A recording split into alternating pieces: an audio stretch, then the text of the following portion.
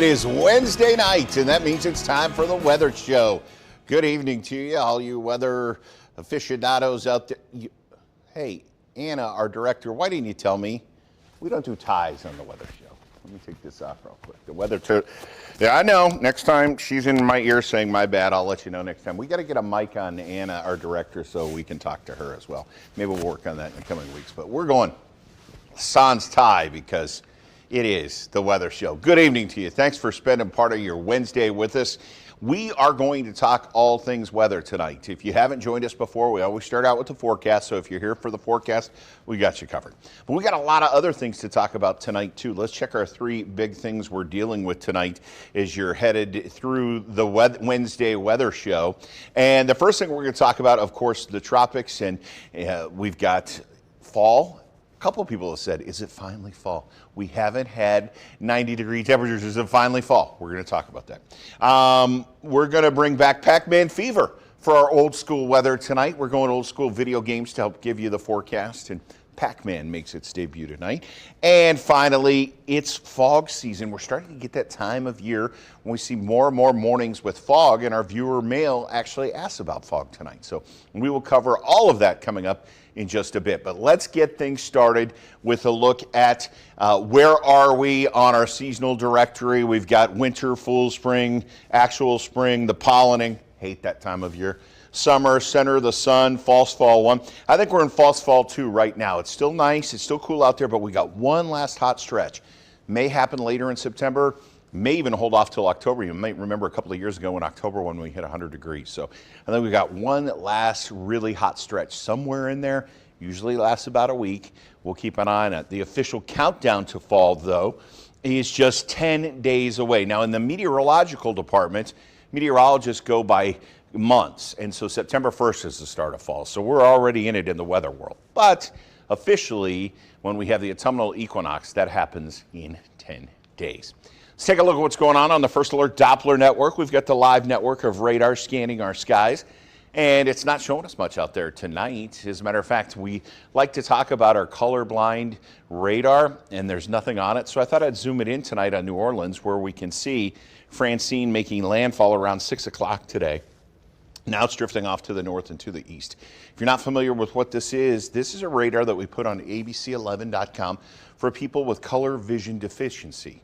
Up to 10% of our audience has trouble seeing reds and greens. So we made this to offset that with blues and yellows, makes it easier to see where the more intense areas are. And this is just a great example of it happening. This is always available, abc11.com/weather.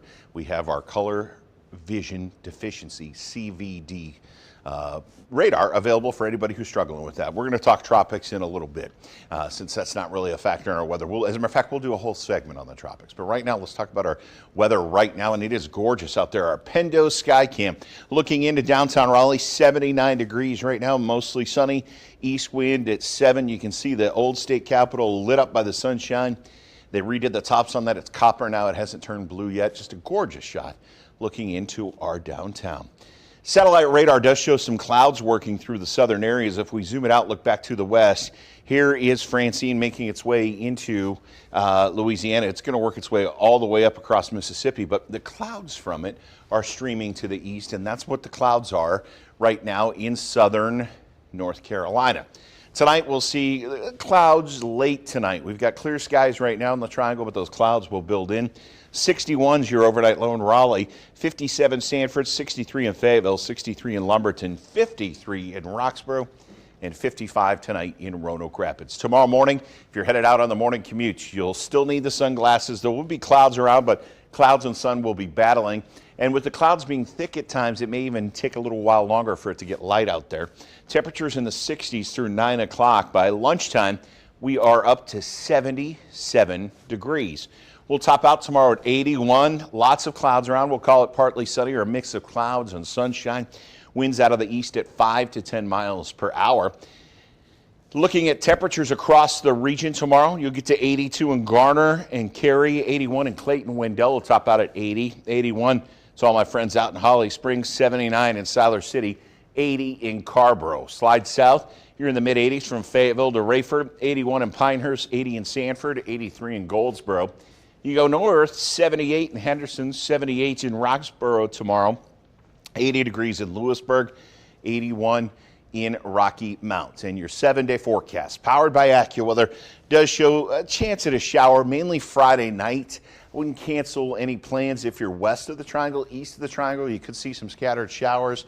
Saturday, periods of rain, 80 degrees. Sunday, a little bit of a break. We've got the 30th annual La Fiesta del Pueblo. ABC 11, a proud sponsor of that. Would love to see you downtown Raleigh for that. We'll be at 82. Monday, rain and breezy conditions, 78. And then the rain looks heavier next week as we watch the system push into our region. We'll talk more about that when we're talking tropics in just a little bit. When we come back, we're going to do old school weather, one of my favorite things to do. And we will take a look at that. Plus, we've got a special report. Stay with us.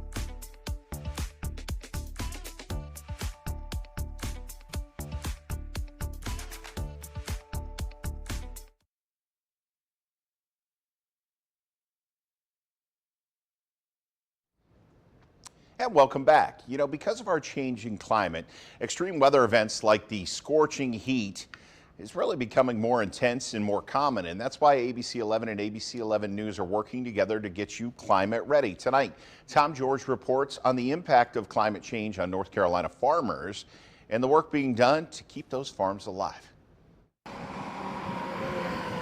On Jackie Thompson's farm on the Wake-Franklin County line, things have changed a lot over the years. Our area is being inundated by urbanization.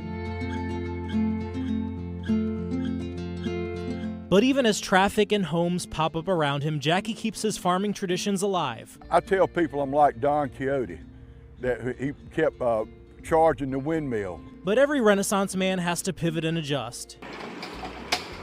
His mainstay is tobacco crops, with crews who still pick leaves by hand that'll eventually go as far as Japan.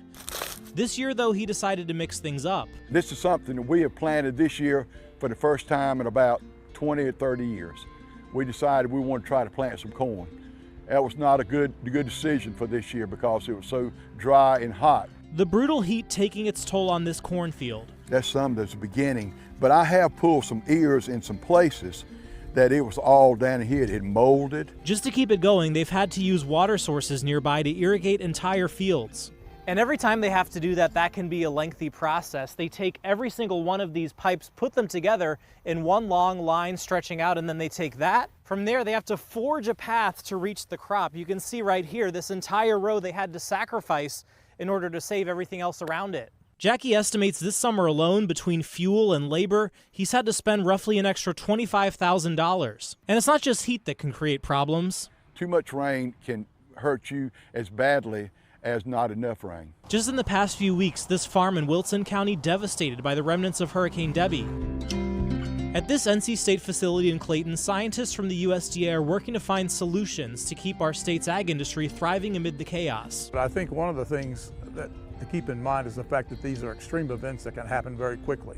It's like the erratic nature of how the climate's changing is a big deal. They're looking into new irrigation techniques, but they're also investigating whether crops can be genetically modified to be more weather resistant. If you look back from the point of view of a plant breeder, there's so much genotypes, there's so much germplasm out there that has never been tested. There's probably all kinds of potential genes. Hoping science and tradition can come together so future crops can roll with the punches, just like Jackie does. I'm 73 years old right now, and I told people only this past summer, I've got 27 more years before I retire when I get to be 100. Tom George, ABC 11 Eyewitness News. I love that, 27 years to go. Thank you, Jackie, and thank you to all the farmers out there having to adjust as we move through the seasons.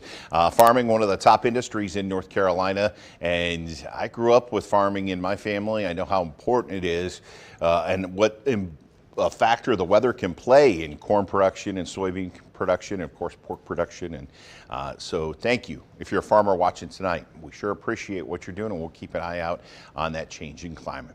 All right, let's talk old school weather, and that's what we go to with a little funk in the bass. And we call it old school weather because we do things a little old school, back like they did in the 80s or 90s when they showed you the weather with low pressure and high pressure. We're going to start though, you know, back when I was a kid. We won't say how long ago that was. You couldn't just play video games all the time on your TV or on your computer. You had to go to an arcade. It looked something like this. And one of the top games was Pac-Man. So we're going to let Pac-Man come through. He's getting chased by the ghosts. And then he eats the dot. And then he comes back and he changes it in the forecast for tomorrow. 10 o'clock, expect 71 degrees as we head through your Thursday. By 2 o'clock, 76. 5 o'clock, 80 degrees. 8 o'clock, 75 degrees, and of course, if you eat the cherries, you get the bonus. So that's what it looks like if you're heading out tomorrow. One more day up around 80 degrees in the Triangle. We've got all kinds of things happening on our old school weather map. We're going to head down to the south first. We've been watching this stationary front. It's been stuck there for at least a week, if not longer, and it's put down all kinds of rain. The rainy season down in Florida, it still is between Tampa and Jacksonville, and they continue to see heavy showers from Tampa on down into Miami. At the end of that, right here, this is Francine. We're going to do a whole segment on tropics coming up in just a bit. So I'm going to kind of skip over Francine right now, but we'll come back to it. But Francine has a trough that extends off it, an upper level disturbance. You can see that low pressure and upper level disturbance running right along the spine of the Appalachian Mountains. That can kick some clouds our way. That's been funneling the clouds in. Eventually, we'll watch an area of low pressure develop off the coast. Head out into the mountains tonight, and it's a mess. They've got some little lows working through the northern Rockies from Idaho up into Montana. Salt Lake is relatively dry down in northern Utah. Rain, though, falling in Wyoming. As far as warnings, the biggest area of warnings right now across the United States is actually right around, of course, the hurricane. They've got hurricane warnings. They've got tropical storm warnings. I shut all those off. We're only looking for a severe thunderstorm, tornado, and hurricane flood warnings, and they do have flash flood warnings out for several of the parishes of Louisiana as they see 8 or more inches of rain. So they will continue to get hit by that. Florida continuing to see some thunderstorm activity east of Fort Myers. There was a severe thunderstorm warning earlier, not seeing any down there. We did have a few thunderstorm warnings in parts of Idaho. There still is one out in Idaho near the Grand Tetons. Remember a couple of weeks ago, we were actually seeing our first snow of the season show up as we went out into the western mountains. A little bit of snow at the highest elevation starting to show up down in Wyoming. But if we head out into Seattle and Portland, the only area seeing some snow at the highest elevations, a little bit of snow there. Everybody else seeing rain, though, on the northwest coast of the U.S. We're talking tropics. We're almost to the middle part of the tropical season. We're going to talk more about the tropics. Meteorologist Robert Johnson has a special interview with our friends from AccuWeather, and that is coming up next.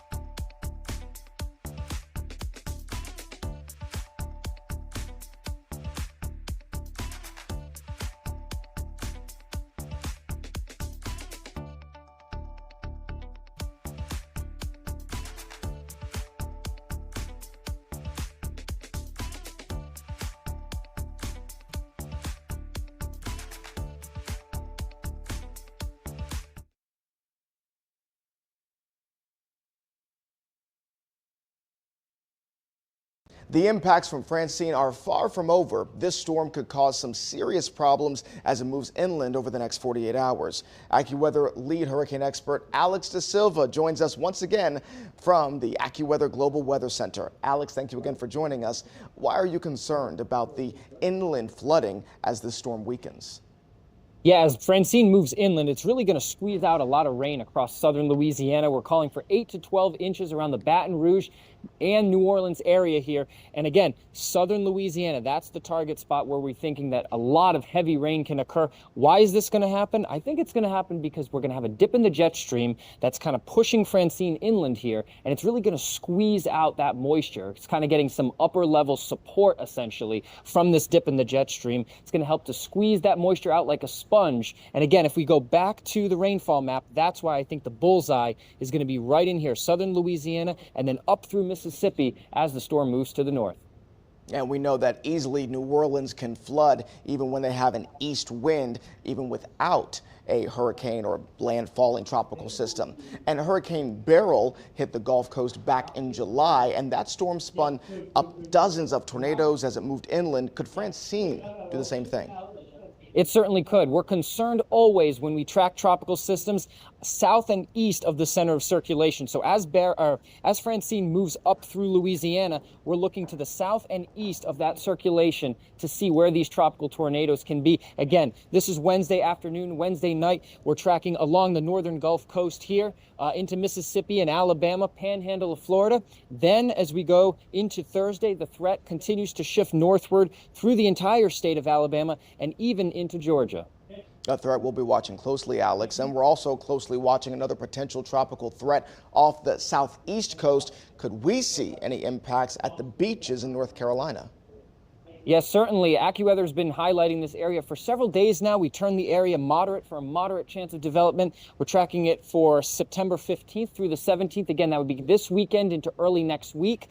Concerned about something developing there off the Carolinas and then moving inland here. It's got plenty of warm water to work with as it's near the Gulf Stream waters. So we could get something to spin up very, very quickly here at the end of this weekend and into early next week before it moves inland here on Monday or Tuesday. We're looking for significant rainfall potential here. While there can be some wind and beach erosion, I think the rain is going to be the primary risk from this tropical system. So, Alex, let's look ahead. How active do you expect the tropics to be this month, and how many more storms could we see this season? Yeah, well, if I flip back to our tropical tracker here, again, we're actually tracking TD7 all the way out near Africa. I think that will go out to sea, tracking another area that could move out to sea as well. Again, we're tracking the system off the southeast coast, which could pose a risk to the North Carolina and South Carolina areas. And then as we go through the rest of the tropical season, if I bring our numbers up here, we're still calling for a total of 16 to 20 storms. We've seen 6 named storms so far, so we could see at least another 10 before the tropical season comes to an end. And I think this is going to be a second half loaded season. September 10th was the statistical peak of the tropical season, and I think we're going to see more storms in the second half of the season as we did in the first half. Again, still calling for 4 to 6 total direct impacts on the United States. Francine is number 3. So again, we're still calling for several more impacts during the rest of the hurricane season. A loaded second half, so we can't let our guard down just yet, certainly not out of the woods. And I'm sure we'll be chatting with you, as we have been for a while, even more in the future. Alex, thank you. Thank you. Thanks, Robert and Alex. And in all fairness, they spoke earlier this afternoon. Alex was right on with the flooding forecast down in New Orleans. Here's the tropical season. I mentioned this as we headed to break. The peak of the tropical season is September 15th, so we're 4 days away from the peak. We're almost there. And then the activity tends to fall off pretty quickly, although sometimes we do see a surge around the 1st of October before the season finally ends in December. But the water's warmed up now, and this is when we usually see our peak season. Here is the 7 o'clock update from the National Hurricane Center on Francine. It has dropped to a Category 1. It was a Category 2 when it made landfall around 6 o'clock tonight, but now we've got that 7 o'clock update in, down to a Cat 1, expected to drop to tropical storm force strength around midnight to 1 a.m. tonight. By 1 o'clock tomorrow afternoon, it's moved north of Jackson, Mississippi. It's just an area of low pressure. Then it works its way up into the boot heel of Missouri and finally dies out sometime on Saturday as an area of low pressure. So we're watching that one. The latest spaghetti plot keeps it pretty tightly packed all the way up through the Mississippi River Valley, and then where that low goes, it just kind of meanders around out there. Not a huge factor, though, for us here in North Carolina. Alex mentioned a couple of systems. We've got this one, the potential tropical cyclone out there. It could become a named storm. If it does become a named storm, the next storm name on the list is Gordon. We have the two systems with less than a 30% chance of becoming something. Those are east of the Lesser Antilles. All of the models keep all of that out to sea. Notice this area that's yellow off the coast of Hatteras. That's what Alex was talking about. It has gone down to a low, just a 30% chance of becoming something over the next 5 days. I do think we will see a low form out there, but as it works up into us, it's going to interact with the land pretty quickly, and that should kill it, so it will not become a major hurricane. We do have Tropical Depression 7. It is expected to become Gordon sometime Thursday into Saturday, and then as it pushes into the Atlantic by Monday, it's still just tropical storm strength, expected to curve up to the north and die out somewhere in the North Atlantic. Finally, let's take a look at these two systems. So we've got this low. This is the remnants of Francine working its way up the Mississippi River Valley. It starts to fall apart, and as we head from Friday into Saturday, it just kind of washes out in the atmosphere. We are not seeing any effects of it really from here, other than seeing a few clouds get dragged into the region. But this model does show this low developing right here off our coast. Now, for something to become a major hurricane, it has to sit out over the warm water. But this is going to be pushed back into us. As it's pushed back into us, it will get over land instead of water, and that'll kill it off. And that's why I don't think this will become a major hurricane. It's definitely going to put down some heavy rainfall. We could see 2 to 4 inches of rainfall as that system pushes through. And again, that's Monday through Wednesday. Something to keep an eye on, certainly, as we head through the weekend. When we come back, we're going to answer some viewer mail. We've got your coffee forecast. We're not done yet, so stay with us as the Wednesday Weather Show rolls on.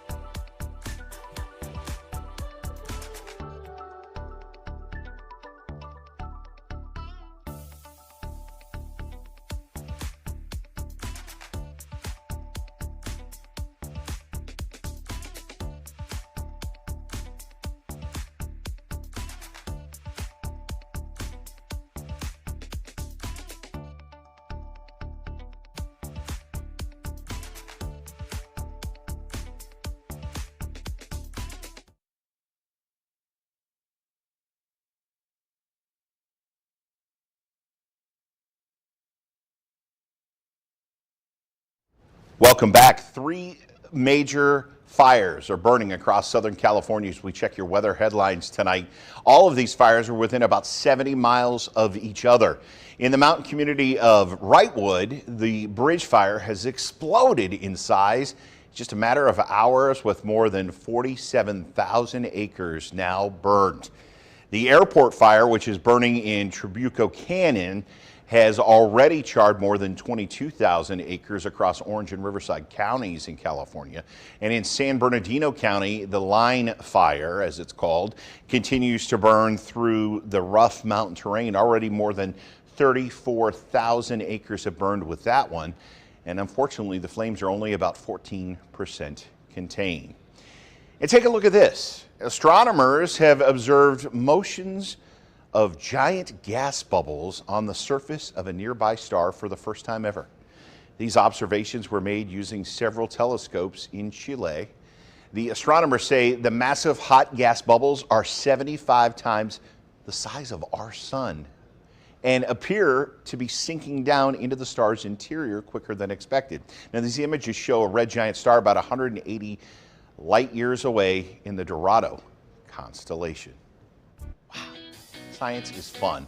And speaking of science, we're going to do a little bit of science right now with your viewer mail. I got a note into us today. This one coming from George in Sanford in Lee County. And George writes, Big Weather, why does fog always form around here in the spring and especially in the fall? Well, we do get a lot of fog around here, and there's a reason for it. Let's walk you through it. First, we got to look at the ingredients to make this fog happen. To get a really nice fog, we have to have clear skies.